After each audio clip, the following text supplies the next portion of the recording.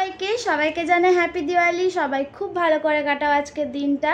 আর যেহেতু সোমবার তাই মহাদেবের পুজো করে নেওয়ার পর আমি রেডি হয়ে নিচ্ছি, যাব কালীবাড়ি মাকে পুজো দিতে। আজকে যেহেতু কালী পুজো, তো যাওয়া যাক। চলো কি করছি না করছি সারাদিনটা তোমাদের সাথে আজকে শেয়ার করব, তো চলো।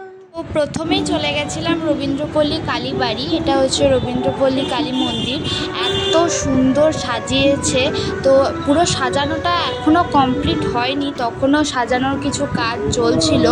যেটুকু সাজানো হয়েছিল সেটুকুই তোমাদের সাথে সকালে আমি শেয়ার করছি। রাতে যখন আসবো তখন আবার ভালো করে পুরো সাজানোটা তোমাদের সাথে আমি শেয়ার করব। এখানে দেখতেই পাচ্ছ কত কত কাজ এখনও বাকি রয়েছে, এখানে এখনও কাজ চলছে। তো রাতে তোমাদের ফাইনাল লুকটা দেখাবো। এখন তো সকাল, অতটা হয়তো বোঝা যাচ্ছে না, কিন্তু রাতে যখন লাইট দেওয়া হবে তখন জিনিসটা আরও ভালো লাগবে।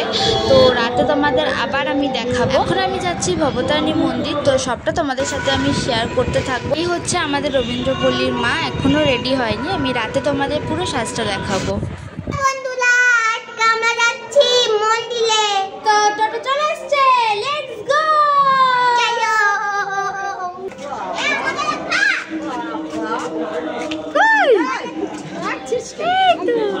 Bye bye.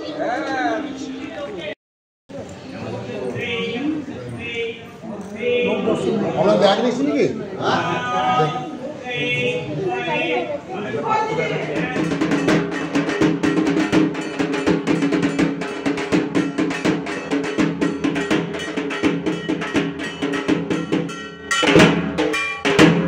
ওখানে অনেক ভিড় ছিল, অনেক দর্শনার্থী এসেছিল পুজো দিতে মায়ের কাছে। তো অনেক কষ্টে মায়ের দর্শন পেয়েছি। আমি তো দর্শন করলামই, তোমরাও আমার সাথে সাথে মায়ের দর্শন করে নাও। কি অপূর্বই না লাগছে মাকে দেখতে, তাই না? যেন চোখই সরানো যাচ্ছে না। তো যাই হোক, মায়ের দর্শন করে ধূপ দেখিয়ে তারপর চলে যাচ্ছি বাড়ি।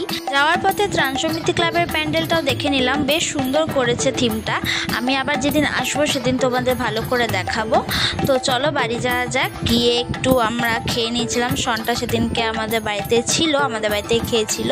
খাওয়া দাওয়া কমপ্লিট করে একটু ঘুম দিয়ে আমরা আবার বিকেলে বেরোবো, তখন আবার তোমাদের সাথে দেখা হবে। ততক্ষণের জন্য বাই, দেখা হচ্ছে আবার নেক্সট পার্টে।